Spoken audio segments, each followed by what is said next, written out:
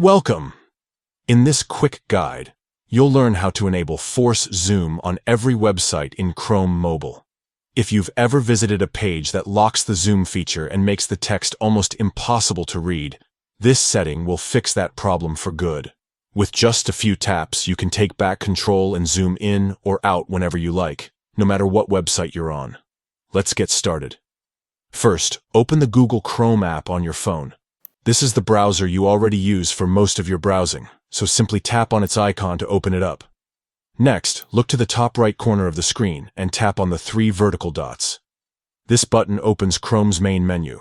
From here, select the option called Settings. Once inside the Settings menu, scroll down until you find the section labeled Accessibility. Go ahead and tap on it to open the accessibility options. Now in this section, you'll see a switch called Force Enable Zoom. Turn this option on. What this does is override the restrictions that certain websites place on zooming. So even if a page has disabled the ability to zoom in, Chrome will now let you do it anyway. That's it. You've successfully enabled Force Zoom.